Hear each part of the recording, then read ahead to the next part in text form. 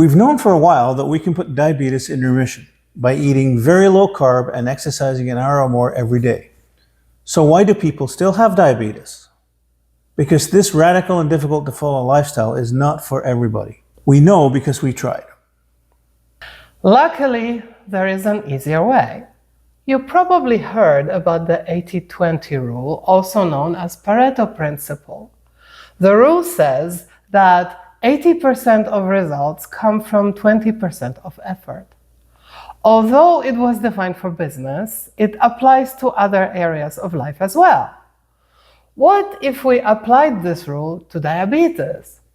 Can we get not a fantastic but decent control of diabetes by putting in just 20% of effort?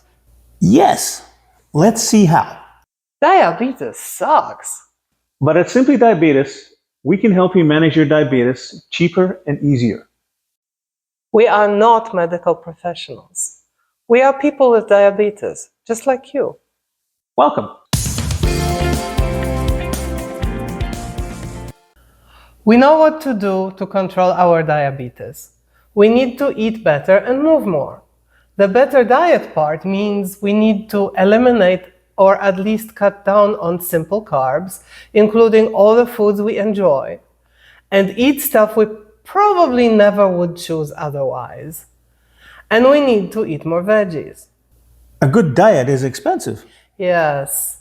The move more part means we need to exercise every day. The American Diabetes Association recommends that we exercise 30 minutes on most days, which takes time we don't have, often is expensive, can be painful, and is not exactly fun.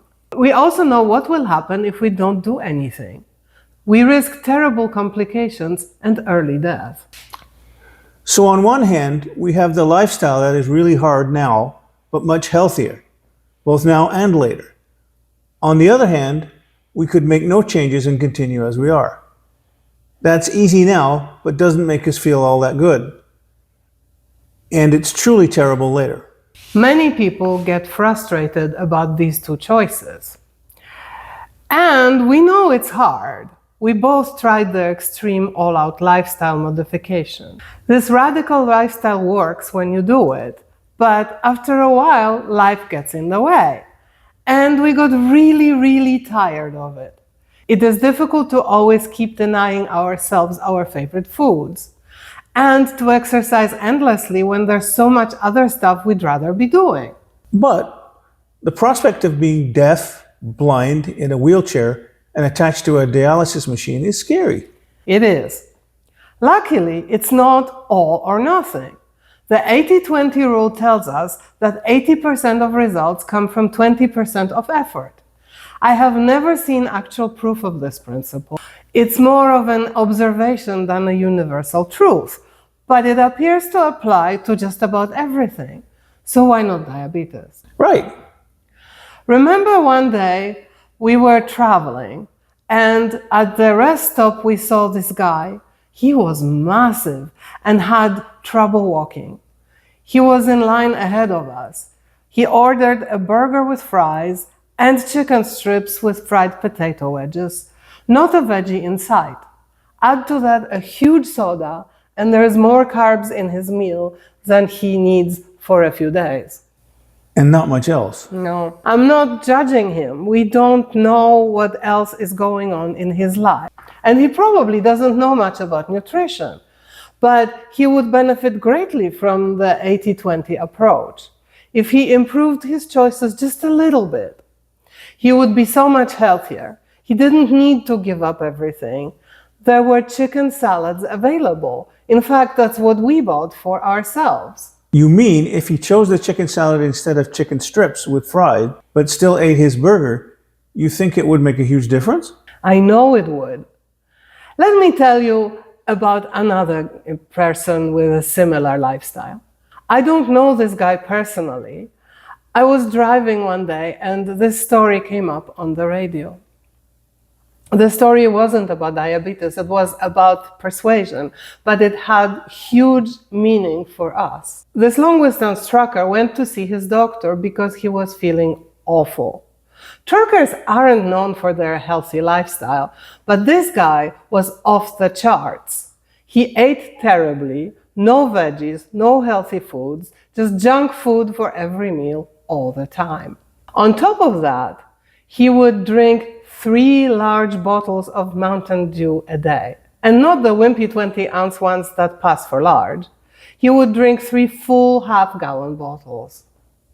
That's almost 69 ounces. Do you have any idea how much sugar that is? Yes, I made that calculation.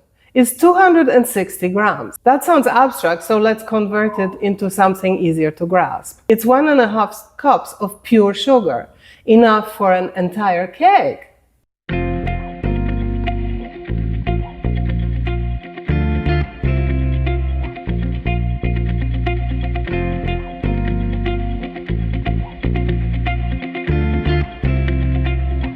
Yikes! He wasn't that old yet, only in his 40s, but was wondering sometimes how much time he had left.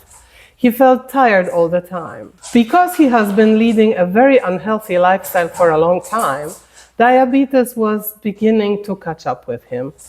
His heart was working overly hard, his feet were tingling, and he was beginning to lose feeling in his toes.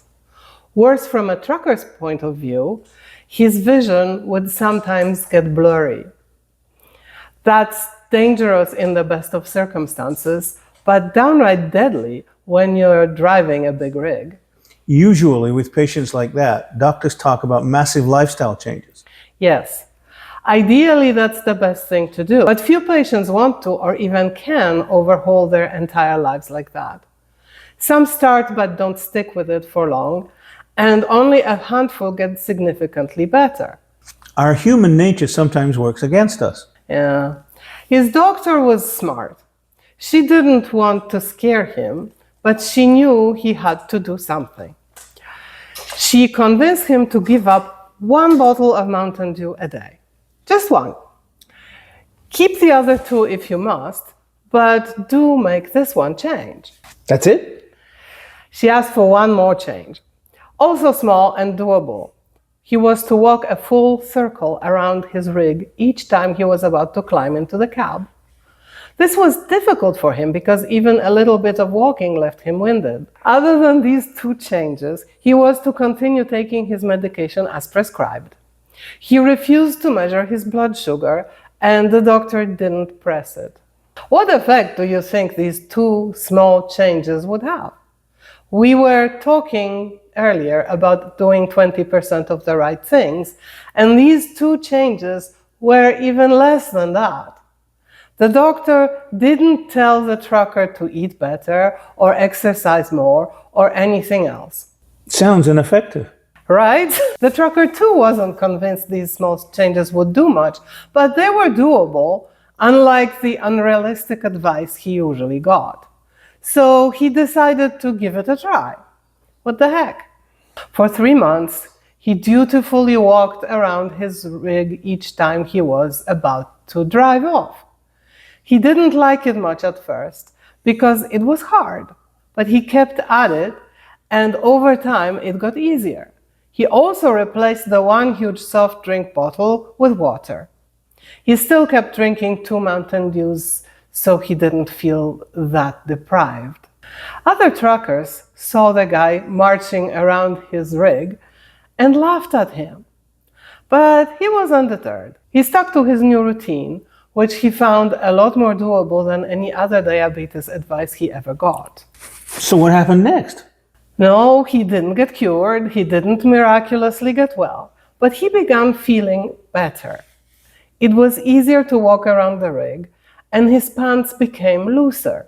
Other truckers stopped laughing. At his next appointment, he learned he lost over 40 pounds.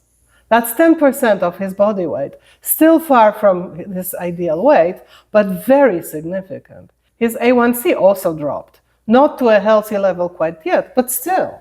What about his other health issues? He hugely improved his heart health. He was now able to comfortably walk around his rig several times a day.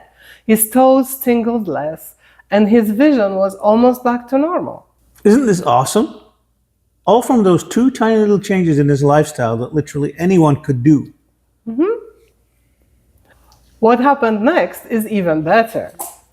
The trucker was so delighted with his accomplishments that he decided to ditch the second bottle of Mountain Dew, leaving himself with just one a day. That's still a lot of sugar, but a full 1 cup a day less. What a difference! He also added some push-ups against his rig. He started losing more weight. Now, some of the other truckers began watching what he was doing. They wanted to get healthier too. He shared his progress with his friends, and sometimes at various truck stops, you could see truckers marching together around their rigs, not because there was something wrong with them, but because they wanted to move.